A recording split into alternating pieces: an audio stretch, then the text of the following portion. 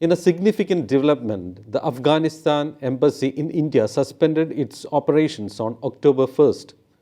A statement from the embassy said, "It is with profound sadness, regret, and disappointment that the Embassy of Afghanistan in New Delhi announces this decision to cease its operations.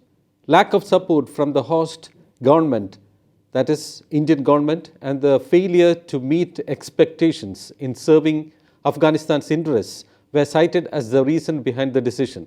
The embassy has experienced a notable absence of crucial support from the host government, which has hindered our ability to carry out our duties effectively," the official statement said. The embassy said that this decision, while deeply regrettable, was made after careful consideration taking into account the historic ties and long-standing partnership between Afghanistan and India.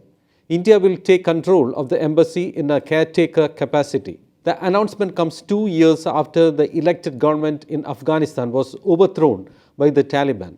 While India does not recognize the Taliban government, it had allowed the Afghan embassy to continue operations under the ambassador and mission staff appointed by former President Ashraf Ghani.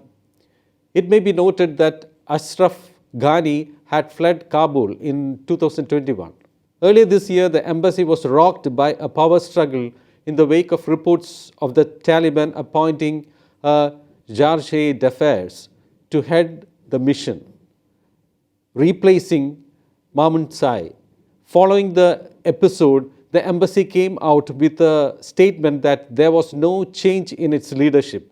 The tug of war for power had started after Qadir Shah, who was working as a trade counselor at the embassy since 2020, wrote to the Ministry of External Affairs in late April, claiming that he was appointed as the chargé d'affaires at the embassy by the Taliban. But the embassy's closure statement said it categorically refutes any baseless claims regarding internal strife among embassy staff and denied any diplomats were using the crisis to seek asylum in a third country.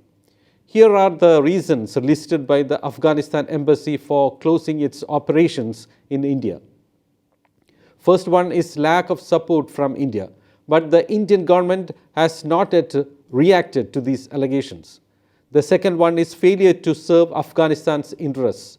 The embassy acknowledged that they had failed to serve the best interests of Afghanistan and its people. "We acknowledge our shortcomings in meeting the expectations and requirements necessary to serve the best interests of Afghanistan and its citizens due to the lack of diplomatic support in India and the absence of a legitimate functioning government in Kabul," the embassy said.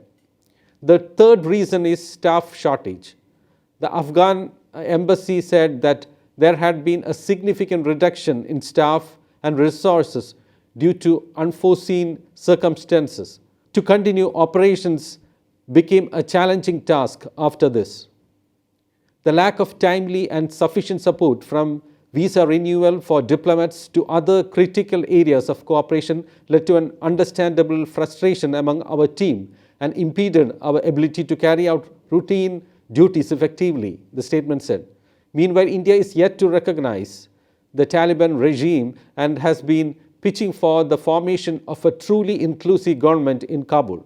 Moreover, India has been insisting that Afghan soil must not be used for any terrorist activities against any country.